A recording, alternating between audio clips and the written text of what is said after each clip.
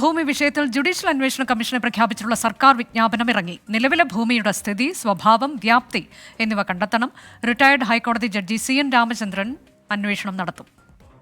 ഷഫീദ് റാവുത്തർ വിവരങ്ങളുമായി. ഷഫീദ്, ഉന്നതതല യോഗത്തിലെ ഏറ്റവും പ്രധാനപ്പെട്ട ഒരു നിർദ്ദേശമായിരുന്നു. ഇപ്പോൾ അതിൽ വിജ്ഞാപനം പുറത്തിറങ്ങിയിരിക്കുകയാണ്.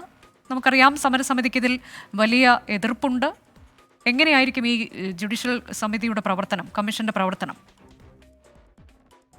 അനുജ, ഈ മുനമ്പം വിഷയത്തിൽ ഉടമസ്ഥത സംബന്ധിച്ച് ശാശ്വത പരിഹാരം കണ്ടെത്തി സർക്കാർ സ്വീകരിക്കേണ്ട നടപടികൾ ശുപാർശ ചെയ്യാനാണ് കമ്മീഷൻ ഓഫ് എൻക്വയറീസ് ആക്ട് പ്രകാരം ജുഡീഷ്യൽ കമ്മീഷനെ നിയമിച്ച് ഇപ്പോൾ വിജ്ഞാപനം ഇറക്കിയിട്ടുള്ളത്. ഹൈക്കോടതി ആക്ടിംഗ് ചീഫ് ജസ്റ്റിസ് ആയിരുന്ന ജസ്റ്റിസ് CN രാമചന്ദ്രൻ നായർ ആയിരിക്കും ജുഡീഷ്യൽ പരിശോധന അല്ലെങ്കിൽ ജുഡീഷ്യൽ അന്വേഷണം നടത്തുക. ഇന്നലെ ചേർന്ന മന്ത്രിസഭാ യോഗത്തിൽ ഇക്കാര്യം ഔദ്യോഗികമായി തീരുമാനിച്ചിരുന്നു. കമ്മീഷൻ ആവശ്യമായ ഓഫീസും ഇതര സംവിധാനങ്ങളും സമയബന്ധിതമായി ഏർപ്പെടുത്താൻ എറണാകുളം ജില്ലാ കളക്ടറെ ചുമതലപ്പെടുത്തുകയും ഇതിന് പിന്നാലെയാണ് ഇക്കാര്യത്തിൽ സർക്കാർ വിജ്ഞാപനം ഇറക്കിയിട്ടുള്ളത്.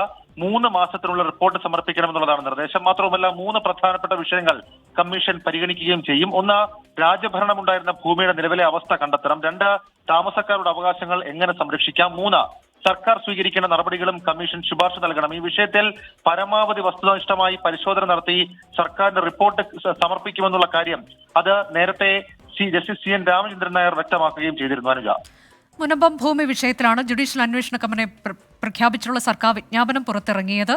റിട്ടയർഡ് ഹൈക്കോടതി ജഡ്ജി CN രാമചന്ദ്രൻ നായരാകും അന്വേഷണം നടത്തുക.